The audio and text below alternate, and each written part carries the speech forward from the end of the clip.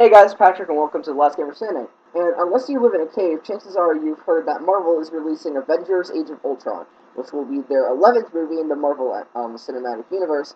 And I don't know what movie in Phase 2, but it's supposed to be their biggest movie ever, so I'm really excited for it. And unless you keep up with Screen Junkies, Clever Movies, IGN, or Watch Mojo, or any other YouTube channel that has to do with movies and Age of Ultron, you're probably wondering what it will be like. So I'm here to educate you on what to expect in Marvel's biggest movie ever. It's probably going to be their biggest movie ever. I have no freaking idea. As far as spoilers go, I'm not entirely sure that there would be any in this episode since the movie hasn't been released yet and I couldn't really spoil anything for sure. But just in case, for all you true believers that want to see the movie instead of having it spoiled, spoiler alert. As far as characters go, you have the same lineup as in the Avengers, plus the Phase 1 and Phase 2 movies. Well, I guess the Avengers still counts as Phase 1, but that's besides the point.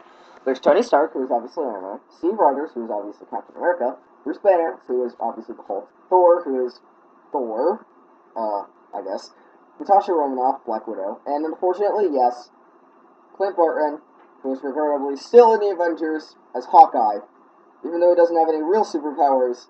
And I found this crappy video on the internet that said, I used to think Hawkeye was a lame superhero, but then I took an arrow to the knee. You've also still got Samuel L. Jackson as Nick Fury, and that weird guy that I can't remember the name of as War Machine, so yeah, that's good. We have a couple of new characters, Wanda Maximoff, who will be portrayed as Elizabeth Olsen, and who is actually Scarlet Witch, who is a pretty badass superhero.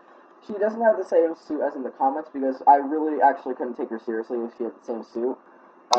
Look at the picture of that suit. I mean, seriously, that's stupid.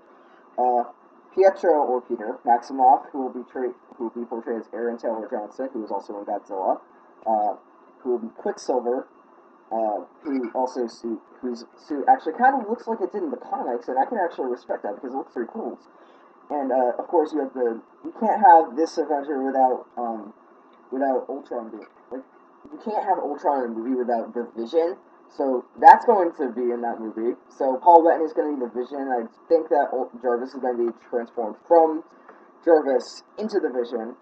So there's that. Also, of course, obviously, Marvel has released Ultron's the main villain, who will be portrayed by none other than James Spader himself. So now we have 4 new characters that I'm excited to see in action.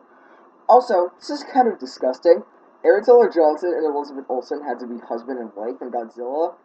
Now they have to be brother and sister. Patrick, what? Why? I don't know. Why? You tell me. I don't know. Just why? You tell me. This movie will take us all around the world to places we haven't seen in any Marvel movie. We go to Europe, we go to Florida. Well, it's not really that exotic, but still. We go to South Korea, we go to South Africa, probably Wakanda in the movie. So yeah, the movie probably takes us to the advanced African nation of Wakanda. And for those of you that don't know, Wakanda in Marvel Comics is the home of the Prince T'Challa, who is the Black Panther.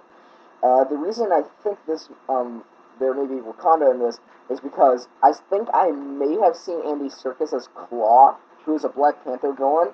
And also, Ultron may be made of vibranium in the movie, which, in case you guys don't know, is the semi-indestructible metal that Captain America's shield is made of, which got ripped in half by Ultron in the movie, probably. And Wakanda is rich in vibranium, so if Ultron does go there, if we are going to go there in the movie, it's probably because Ultron's going to go look for vibranium if his frame is made of vibranium. The action in this movie that immediately comes to mind after seeing the trailer is the Hulkbuster versus Hulk fight. There has been some speculation on Screen Junkies and every other YouTube channel that focuses on movies that Ultron actually may be in the Hulkbuster suit to fight the Hulk, and that Hulk is really the good guy in this.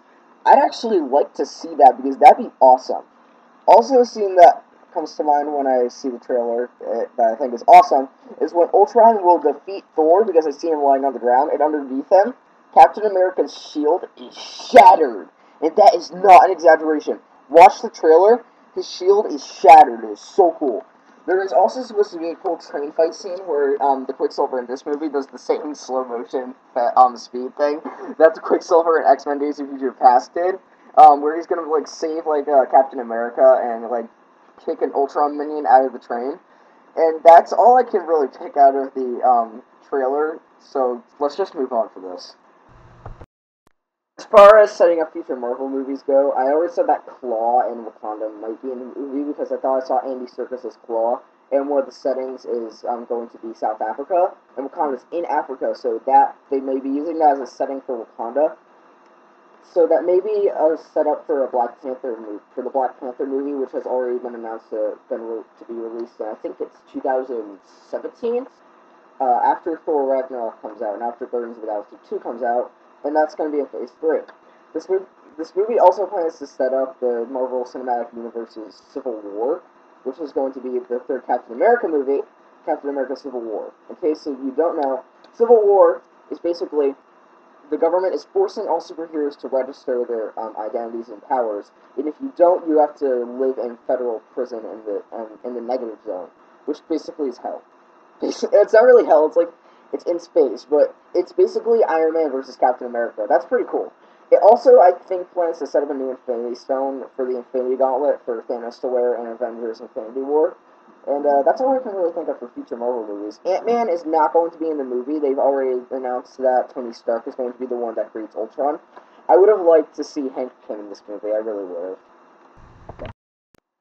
Well, guys, this is all we have time for, since I try to keep these videos under a certain time limit.